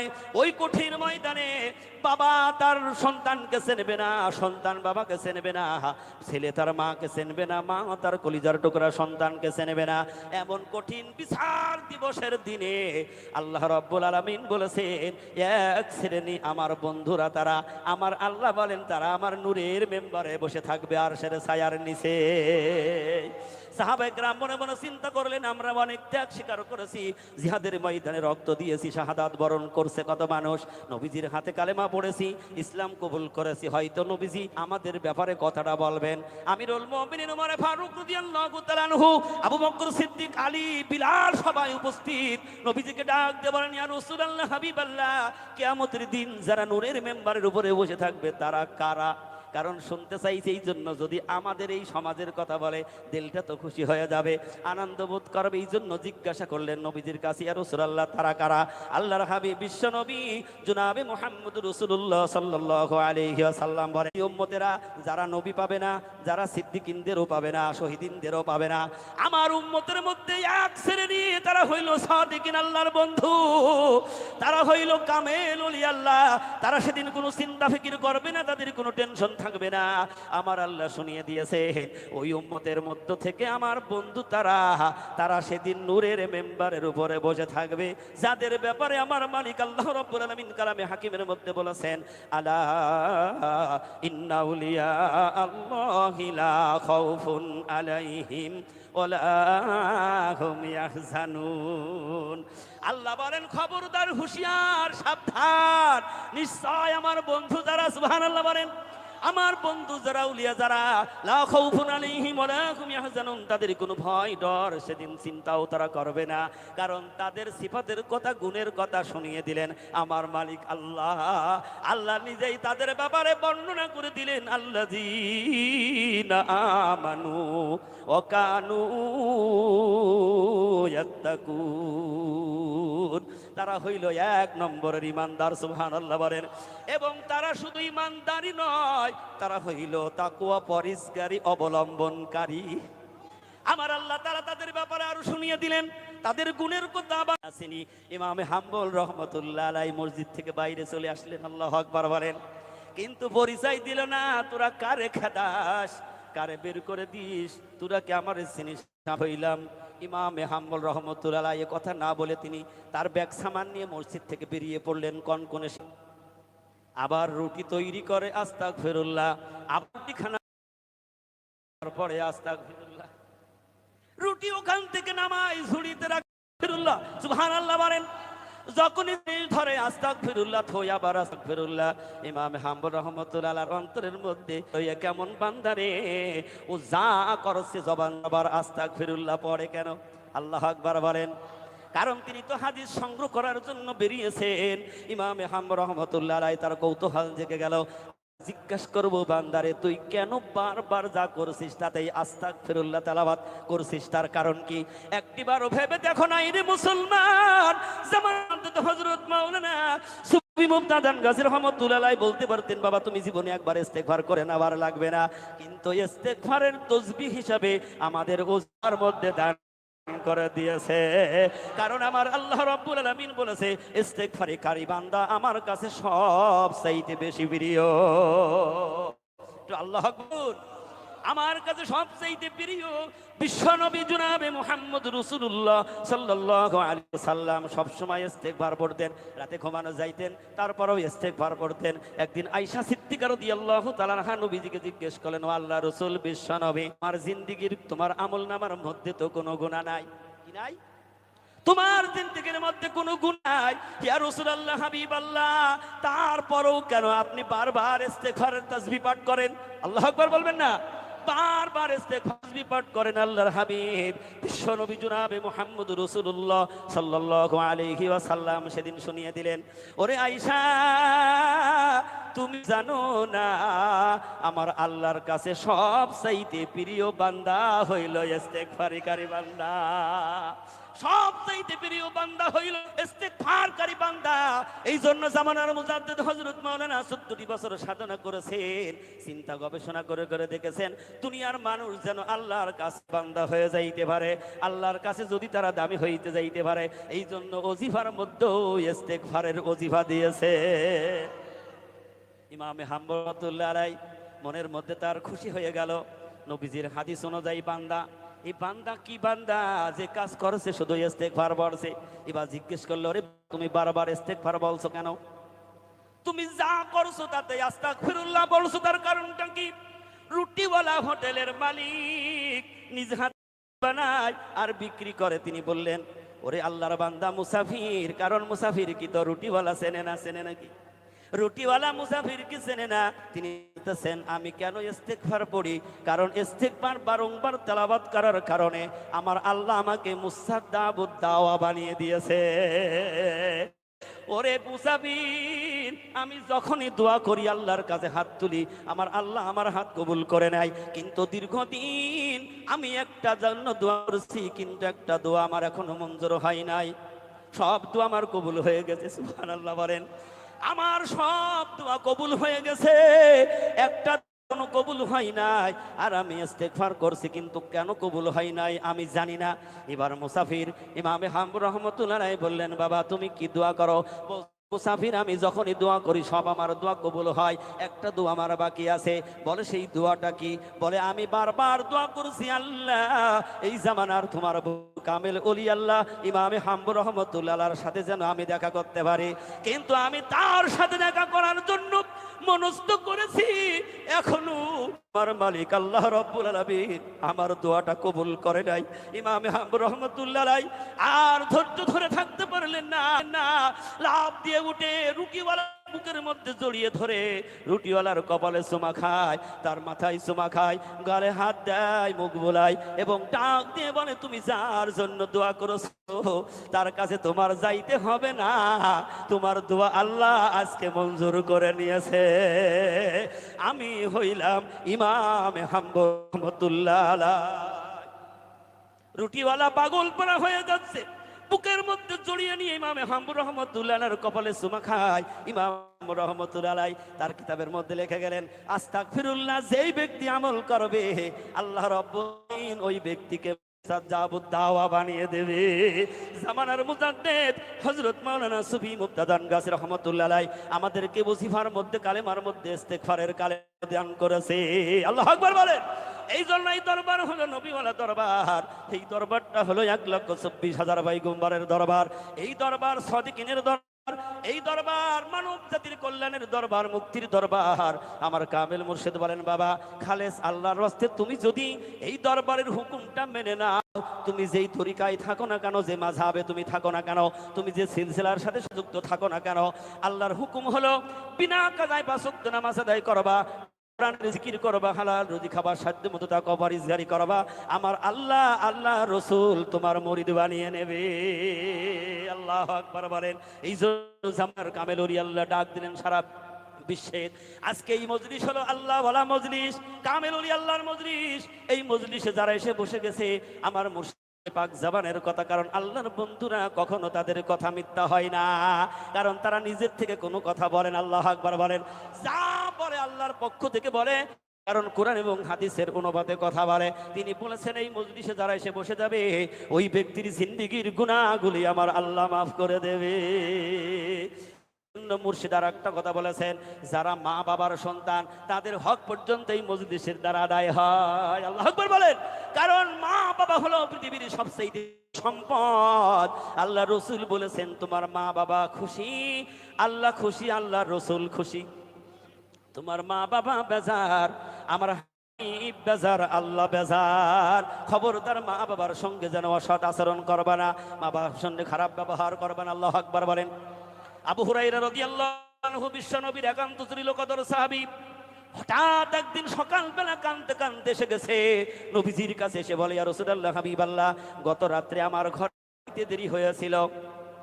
কি খবর দেন নবীজির কাছে? ইয়া রাসূলুল্লাহ, আমি আপনার কাছে ছিলাম, এখান থেকে আমার ঘরে যাইতে অনেক রাত হয়ে গিয়েছিল, তাই রাতে মা এত পিটিয়েছে ইয়া রাসূলুল্লাহ, আমাকে শুধু পিটিয়েছে এবং আমার রাতে খাবার পর্যন্ত দেয় নাই।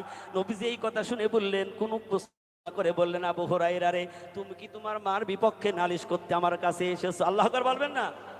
কত বড় দায়িত্ব, গুরুত্বপূর্ণ কথা নবীজি বলেন, আবু হুরায়রা তুমি কি তোমার মার বিপক্ষে আমার কাছে নালিশ করতে এসেছো?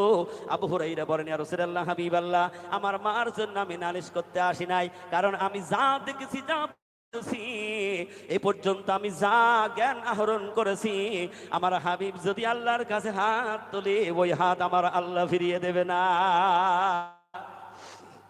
আবু হুরায়রা বর্ণনা করে গিয়েছেন, কারণ ওই হাত বিশ্ব নবীর হাত হলো কামেল ওলি আল্লাহর হাত হয়ে যায়। সুবহানাল্লাহ বলবেন না? কারণ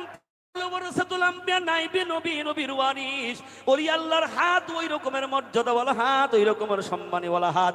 আল্লাহর ওলিরা যখন হাত তোলে, আমার আল্লাহ রাব্বুল আলামিন ওই হাত ফিরিয়ে দেয় না। আবু হুরায়রা বলেন, ইয়া রাসূলুল্লাহ, হাবিবাল্লাহ, আমার মন চাচ্ছে আপনি যদি একটু আমার মার জন্য দোয়া করে দিতেন, কারণ আমার মা হইল মুশরিকা। আল্লাহু আকবার বলেন।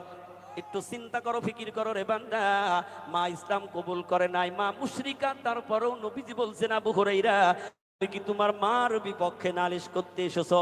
এমনও সন্তান আছে দেখবেন, মা যদি একটু অপরাধ করে, সন্তান গালি দেয়, মাকে ধাক্কা দেয়, আছে না নাই?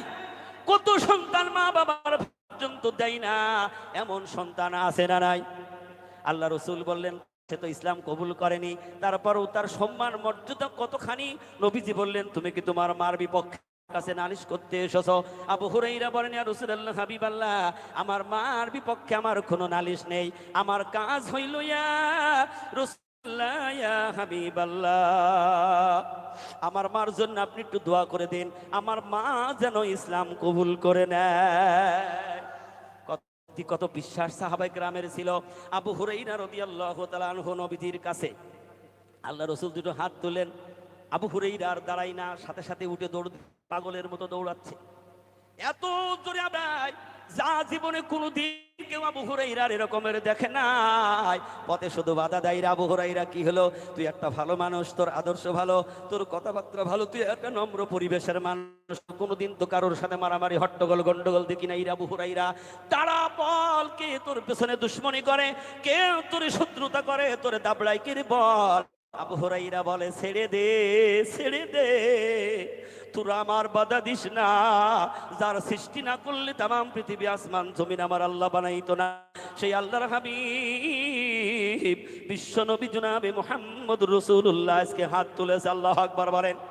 নবীজি আল্লাহর দিকে হাত বাড়িয়ে দিয়েছে। আমার নবীর দু আমার আগে বাড়ি যায় না, আমি আবু হুরাইরা দৌড়াই আমার বাড়ি আগে যাই। আবু হুরাইরা বলেন, আমি দৌড়াই বাড়ি গেলাম, যাই দেখছি আমার মা গোসল করে নতুন কাপড় পরে বাড়ির গেটে দাঁড়িয়ে রয়েছেন। মার চোখ দিয়ে টপ টপ করে পানি পড়ছে। আল্লাহু আকবার বলেন। টপ টপ করে চোখ দিয়ে পানি পড়ে। আবু হুরাইরাকে পাওয়ার পরে কাছে নিয়ে বলে, ওরে আমার সন্তান, কত মেরেছি তোরে, কত খাইতে দেই নাই, কত নির্যাতন করেছি, কত কষ্ট দিয়েছি, আমি অন্যায় করেছি, ভুল করেছি। আমার মনের মধ্যে মনে হচ্ছে যেন এ জামানায় ওই আব্দুল্লাহর বেটা বিশ্ব নবীর মতো ভালো মানুষ আর নাই। আমি তোর বাধা দিয়েছি, তার কাছে যাইতে দেই নাই, কিন্তু আমার মন বলছে এ মানুষ একটা সত্য মানুষ, এ মানুষ কোনোদিন মানুষের ক্ষতি করতে পারে না, এ মানুষ কখনো মানুষের ধোকাতে পারে না, এ মানুষ কখনো মানুষের ফাঁকি দিতে পারে না। আমাকে নিয়ে চল বিশ্ব নবী জনাবে মুহাম্মদ রাসূলুল্লাহর দরবারে। আবু হুরাইরার মা সঙ্গে সাথে করে নিয়ে নবীজির কাছে গিয়ে বলে, ইয়া রাসূলুল্লাহ, হাবিবাল্লাহ, অপরাধ করেছি, ভুল করেছি, আমার সন্তানটাকে আমি অনেক মাফ করে দিই, আপনি আমাকে কালেমা শাহাদাত পাঠ করিয়া দেন। আল্লাহ রাসূল বলেন, মা চিন্তা করো না, তুমি কোনো মন খারাপ করো না। নবীজি বলেন, যেই ব্যক্তি বিশ্বাস নিয়ে ভালোবাসা দিয়ে একবার কালেমা শাহাদাত পাঠ করে নেবে রে মা, আমার আল্লাহ আমাকে শুনিয়ে দিয়েছে ওই ব্যক্তির 80 বছরের কুফরি আল্লাহ মাফ করে দেয়। একটু ভেবে দেখি রে মুসলমান, জামানার মুজাদ্দিদ হযরত মাওলানা সুফি মুফতাদান গাজী রাহমাতুল্লাহ আলাইহি সারা বিশ্বের মাটিতে ডাক দিলেন, হে বিশ্বের মানুষ, তোমরা আল্লাহর দিকে দিল মন রুজু করে আগে কালেমা শাহাদাত পাঠ করো, তোমার জিন্দেগীর গুনাহগুলি আগে মাফ করিয়ে নাও। হলো শ্রেষ্ঠ মুজাদ্দিদ, মানব কল্যাণের মুক্তির পথ দিশারি শেষ জামানার কামেল ওলি আল্লাহ। আল্লাহ তাআলা এই জন্য বলছেন, ইয়া আইয়ুহাল্লাযীনা আমানুত্তাকুল্লাহা ওয়া কুনু মা'আস সাদিকিন। এই জন্য মা বাবার কোনো খারাপ আচরণ করা যাবে না। আল্লাহ রাসূল আবু হুরাইরাকে শুনিয়ে দিলেন, আবু হুরাইরা, তোমার মা যদি তোমার প্রতি সন্তুষ্ট থাকে, আল্লাহ রাসূল সন্তুষ্টি, আর তোমার মা যদি তোমার প্রতি বেজার হয়, ও আবু হুরাইরা শুনে রাখো, তুমি যদি আমার কাবার ইমাম হও, তোমার নাজাত হবে না। কারণ আল্লাহ নিজে ডাক দিয়েছেন, ওয়াকদা রব্বুকা আল্লা তা'বুদু ইল্লা ইয়্যাহু ওয়া বিল ওয়ালিদাইনি ইহসানা। আমার কামেল মুর্শিদ মওজুদ আগুদ্দিন কিবলা পীরাই মা বাবার বয়ান করেন, কারণটা কি? তোমার মা বাবা যদি তোমার প্রতি সন্তুষ্টি থাকে, তোমার নামাজ, তোমার রোজা, তোমার হজ, তোমার যাকাত, তোমার তাসবিহ তাহলিল কবুল করে নেবে। সুবহানাল্লাহ ধরে বলুন। আর মা বাবা যদি তোমার প্রতি বেজার অসন্তুষ্টি থাকে, তাহলে তোমার তো দরবারে এসেও লাভ হবে না, মসজিদে গিয়ে নামাজ আদায় করেও লাভ হবে না, বাইতুল কাবার জিয়ারতে গিয়েও লাভ হবে না। কারণ তোমার মা তোমার জন্য যা করেছে, গোটা পৃথিবীর কোনো মানুষ ওই কাজ করতে পারবে না। এই জন্য আল্লাহ রাসূল বলেছেন, খবরদার তোমার মার সাথে যেন কোনো খারাপ আচরণ, খারাপ ব্যবহার না হয়। আল্লাহু আকবার বলেন। তোমার স্মৃতি আজ বারে বারে, তোমার স্মৃতি আজ বারে রে, কেন দে পড়ছে মনে, তোমার মায়াবী মুখটা মাগো, ভাসছে শুধু দুনয়নে, তোমার মায়াবী মুখটা মাগো, ভাসছে শুধু দুনয়নে, মা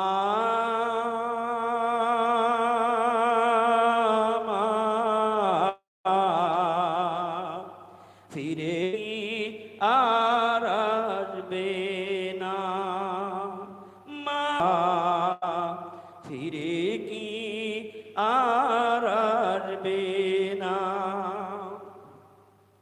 আদর সুহাগ ভালোবাসা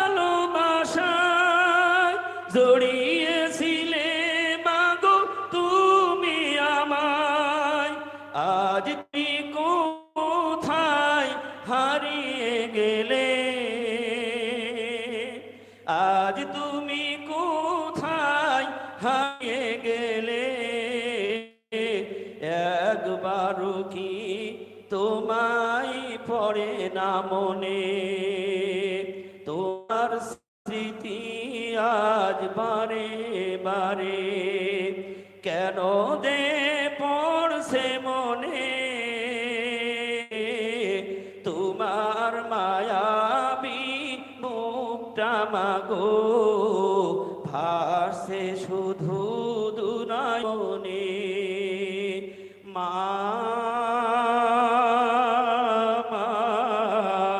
ফিরে কি আর বেনা, মা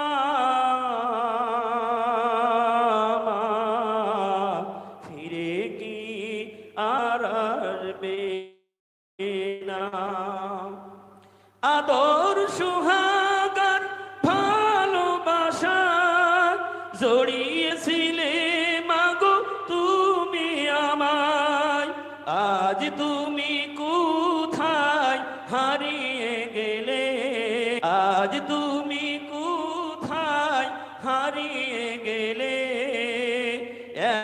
একবারও কি আমায় পড়ে না মনে, তোমার স্মৃতি আজ বারে বারে, তোমার স্মৃতি আজ বারে বারে কেন দে পড়ছে মনে, তোমায়াবি মুখটা মাগো ভাসে শুধু দুনয়নে, তোমার মায়াবী মুখটা মাগো ভাসে শুধু দুনয়নে, মা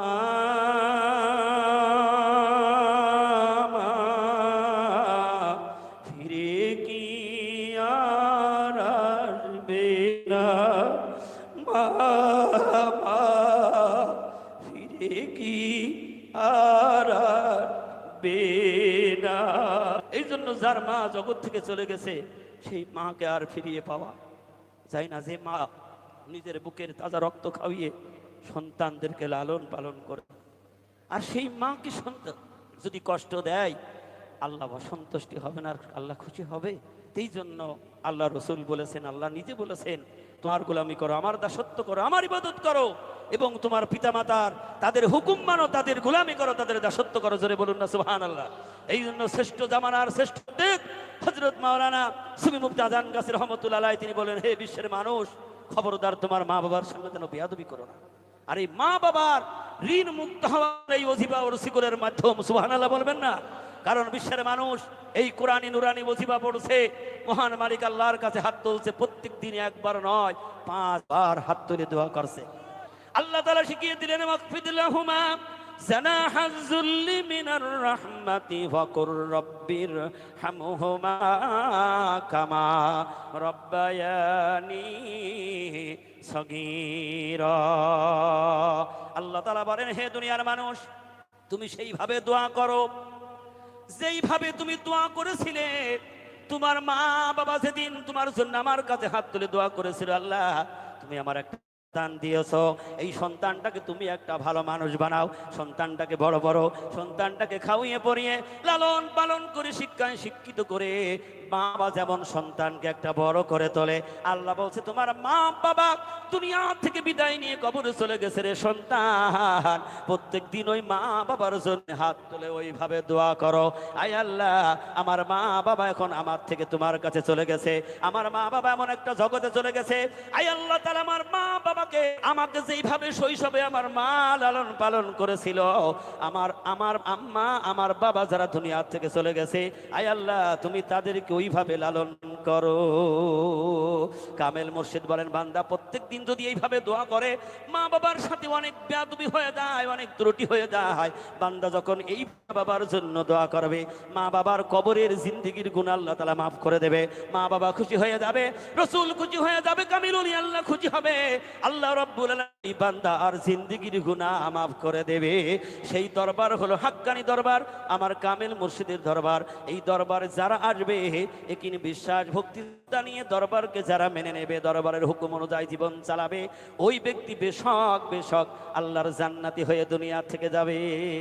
এই দুনিয়া ছেড়ে আমার যাইতে হবে, পাশেই হলো কবরস্থান। কি আছে? আমি আমার আলোচনা শেষ করে দিচ্ছি 2 মিনিটের মধ্যে। এই পাশেই কবরস্থান। আমরা আজকে যারা এই মজলিসে এসেছি, আমরা সবাই কিন্তু যাত্রী ওই কবরের। ঠিক না বে ঠিক? দুনিয়ার সকল বাহাদুরি, দুনিয়ার সকল তাকুব্বুরি সব ফেলে থুয়ে যেদিন সময় এসে যাবে, সেদিন কেউ আর ধরে রাখবে না। তো হয়ে যাবে, সবাই তাড়াতাড়ি করবে, তাড়াতাড়ি বিদায় করবে। ঠিক না বে ঠিক? এই জন্য আমি এক গান গাইয়ে থাকি, সেই ইসলামী সঙ্গীতটাকেই আমার আলোচনা শেষ করব। কোন জমিনের মাটি আমার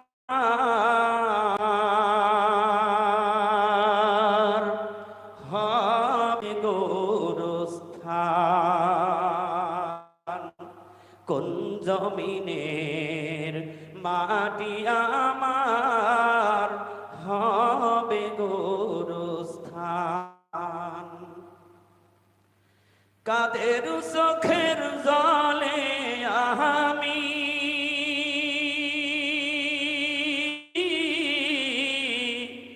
কাদের চোখের জলে আমি পাবো পরিত্রাণ।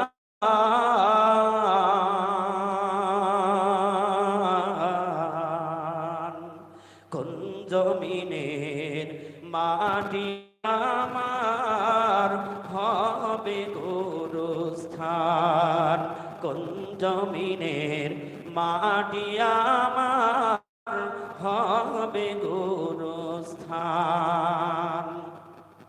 কারাই আমার গোসল দেবে, কে পরাবে কাফন, কারাই আমায় কেঁদে কেঁদে করে দিবে দাফন,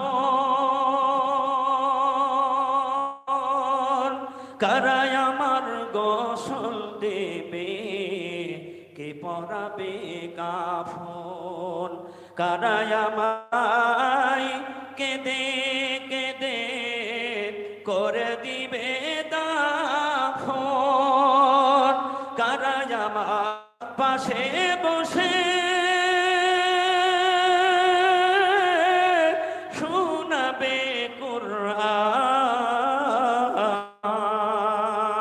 কুরআন। কোন জমিনের মাটি আমার হবে গোরস্থান, কোন জমিনের মাটি আমার হবে গোরস্থান। কার কাঁধে চড়ে আমি কবর দেখতে যাব, জানি না কার মুনাজাতে খোদার রহম পাব, কার কাঁধে চড়ে আমি কবর দেশে যাব, জানি না কার মুনাজাতে খোদার রহম পাব, কার কারণে করবে ক্ষমা আল্লাহ